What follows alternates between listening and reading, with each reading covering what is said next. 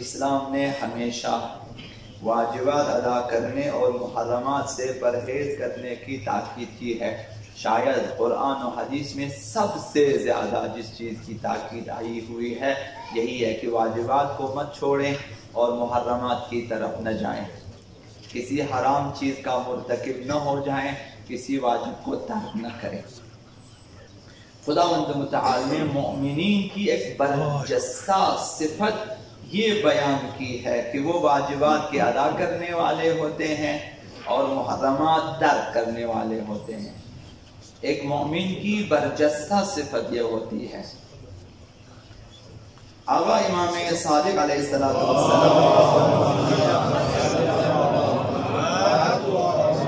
خداوند متعال نے قرآن مجید میں یہ جو آیت نازل کی ہے، یا ایھا الذین آمنوا اصبروا وصابروا،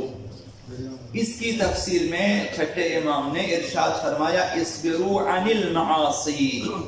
وصابروا علی الفرائض۔ یہ جو خداوند متعال نے اصبروا اور صابروا فرمایا ہے، صبر کرو اور صبر کی تلقین کرو، مراد یہ ہے کہ گناہ چھوڑنے کی اور واجبات کی انجام دہی کی پابندی کریں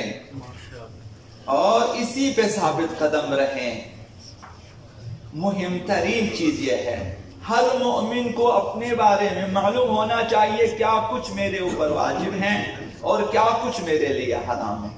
یہ معلوم ہونا چاہیے۔ حضرت آقا امیر المؤمنین علی بن ابی طالب علیہ السلام برترین اور بہترین اور افضل اعمال کے بارے میں فرمایا کہ اداء الفرائض و اجتناب المحارم، بالا ترین عمل واجبات پر عمل کرنا ہے اور محرمات ترک کرنا ہے، حرام چیزوں کو چھوڑنا اور واجب چیزوں پہ عمل کرنا، یہ بہترین اور بالا ترین عبادت ہے اور اعمال۔ لہذا فقہاء عظام ہمارے مجتہدین نے فرمایا ہے کہ کوئی بھی آزاد اور مباح مشغلہ، کسب و کار، کاروبار، کوئی بھی منصب، پیشہ اختیار کرنا، کوئی بھی مباح اور جائز آزاد کاروبار کام شروع کرنا اس وقت جائز ہے جب شاغل یعنی کاریگر، تاجر اور مثلا کام کرنے والا یہ متعلقہ کام کے واجبات ادا کرنا اور محرمات کو چھوڑنا ممکن ہو اس کے لیے، وہ کام شروع کریں۔ مثلا عرض کرتا ہوں کہ یہاں سے آپ جائیں ایک غیر مسلم ملک میں، وہاں آپ کہیں میں کام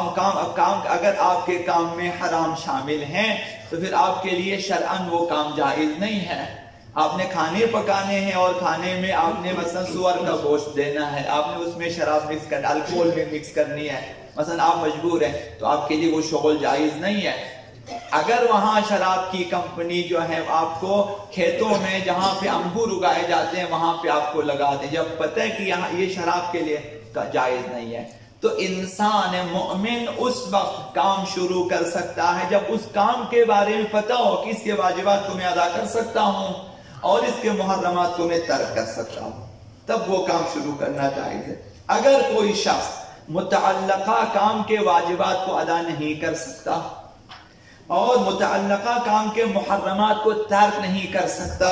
تو پھر اس کے لیے وہ کام، وہ پیشہ اختیار کرنا حرام ہے، جائز نہیں ہے۔ یہ مومنین کو پتہ ہونا چاہیے۔ تو ایک مسئلہ ہے، ایک تاجر کے لیے سزاوار ہے، یہ احکام میں بیان کیا گیا ہے، ایک تاجر کے لیے، تجارت کرنے والے شخص کے لیے سزاوار ہے کہ خرید و فروخت کے جن مسائل کا عموماً سامنا کرنا پڑتا ہے ان کے احکام کو سیکھ لیں۔ یہ سیکھنا واجب ہے نماز کی طرح، یہ سیکھنا واجب ہے احترام والدین کی طرح، یہ سیکھنا واجب ہے، تب کاروبار کریں، ورنہ متعلقہ مسائل اور احکام نہ سیکھنے کے سبب یہ خطرہ ہو کہ کسی واجب حکم کی مخالفت ہوگی تو اس پر واجب ہے کہ متعلقہ کام کے احکام کو سیکھے۔ پھر بھی نہ سیکھے تو ترک واجب کا گناہ اس نے انجام دیا ہے، ایک واجب کو ترک کیا ہے۔ سنار کو معلوم ہونا چاہیے کہ اس سلسلے میں واجبات کیا ہیں، محرمات کیا ہیں، اور دکاندار کو معلوم ہونا چاہیے کہ کیا کیا چیزیں میرے لیے حلال ہے، کیا کیا چیزیں میرے لیے حرام ہے۔ چونکہ نہیں سیکھتے اور انداز عمل کرتے ہیں، اس وجہ سے جھوٹ بھی بولتے ہیں، قسم بھی کھا لیتے ہیں کہ یہ 1 نمبر ہے، جبکہ وہ 2 تو کیا 3 نمبر ہے، چیزیں 3 نمبر ہے، گھٹیا ہے، اس کے باوجود کہتی ہے 1 نمبر ہے۔ جب آپ کی دکان میں نہیں ملتی وہ چیز، قسم کھاتے ہیں پورے مارکیٹ میں ختم ہے، کہیں نہیں ملے گی آپ کو، آپ لینا یہی لے لیں، یہ جھوٹ بولتے ہیں، کیونکہ احکام نہ سیکھنے کی وجہ سے ہے۔ یہ سب اسی وجہ سے چائے میں، چینی میں، ہر چیز میں ملاوٹ ہے، دودھ میں ہر چیز بھی کہتے ہیں بالکل پیور ہے۔ تو یہ اس وجہ سے ہے کہ ہم مسلمان ہیں، برائے نام احکام سیکھنے کی کوشش نہیں کرتے۔